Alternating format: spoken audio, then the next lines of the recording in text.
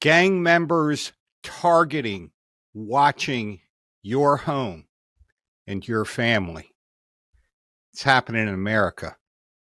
That's what we're going to talk about. Is your home safe?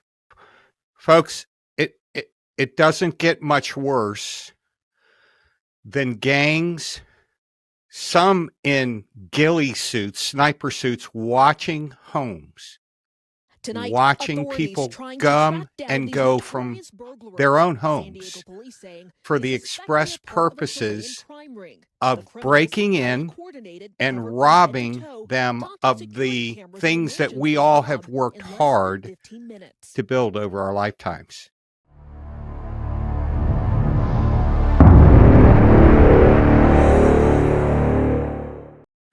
I just want to be clear.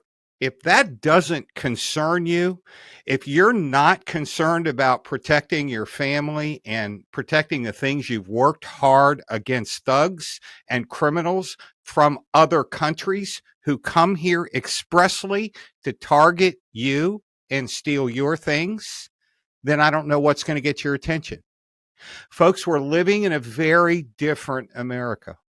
I think I've been very clear that the whole goal of myself, our team, is to help prepare you for the storm that is here. It's not coming. The hurricane has begun to come ashore. We're seeing things like rampant crime. We're seeing terrorists cross the border at record levels. And oh, by the way, it's one thing to be targeted by a gang. It's another thing to be targeted by an organized, skilled, trained group of terrorists. So is your home safe? I want you to think about this with me just for a couple minutes. We're going to talk about some really important things here, folks. And I want you to really think about, is your home safe? Here's what we know.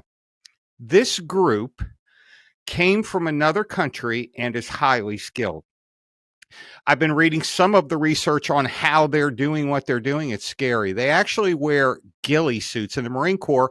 Those are the suits that our snipers wear when they want to get in close to a potential target and yet not be seen, not be detected, and no alarms are given. That's what these folks are wearing. They're very patient. They're going into neighborhoods and targeting multiple homes. What do I mean by targeting? They're watching you. They're watching your family come and go. They're watching the routines. Are garage doors open? They're identifying weak spots. And the question is, do you have a plan for that? Because as they're carefully planning their attack on your home, my question is, are you carefully planning your defense of your home?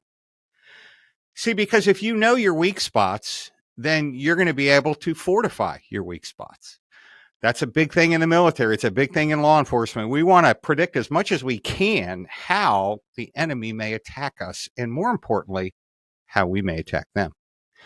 Because the reality is it's not going well for the average person in the United States in terms of the court systems. Here's what I know.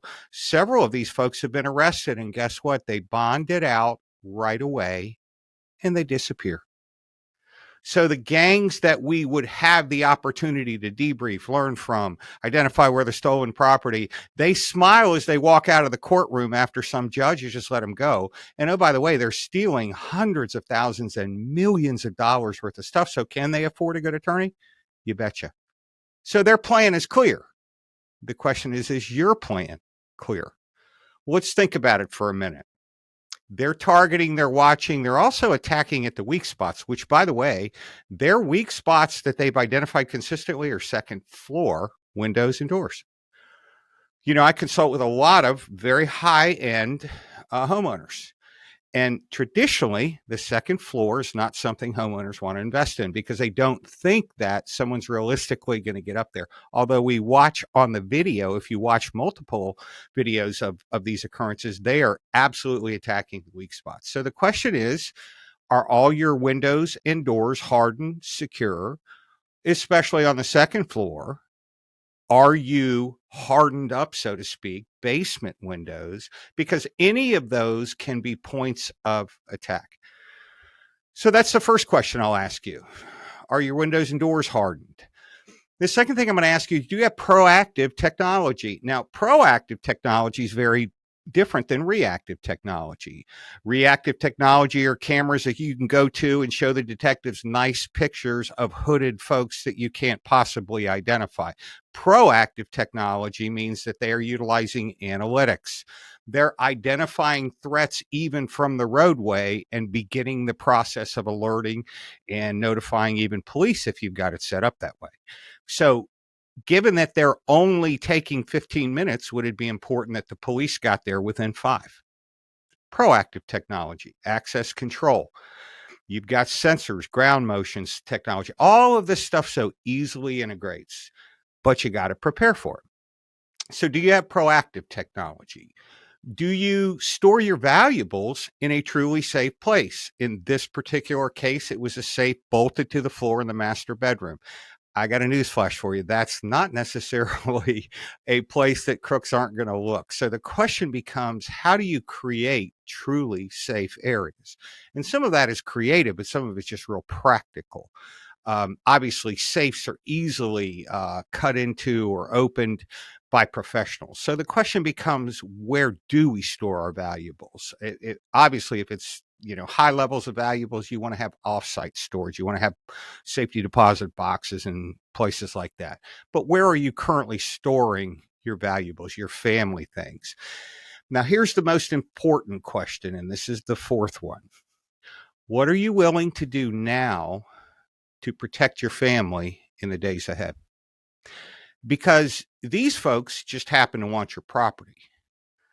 Others in countries I've been in, they want more than your property.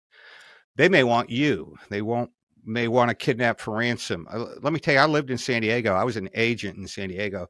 San Diego is a hop, skip, and a jump from Mexico. And so if you're a wealthy homeowner in San Diego, you ought to be way more concerned with what they potentially would do gaining entry easily into your house if you're there than your property being stolen. Property can be replaced. So 4 questions. Are your doors and windows, are the hardened areas, basement windows, are all of those reinforced? Number 2, do you have a proactive technology-based system that can alert you and hopefully alarm to make it not happen? Number 3, where do you store your valuables? There are systems out there now where you can harden walls, make it ballistic. There's just all kinds of ways you can create safe areas. I would ask you to think about that. But then number 4, what are you willing to do? Because folks, again, those of you that know me, you know I'm not a prophet of doom. I have a very strong faith, and I believe in the end everything's going to work out.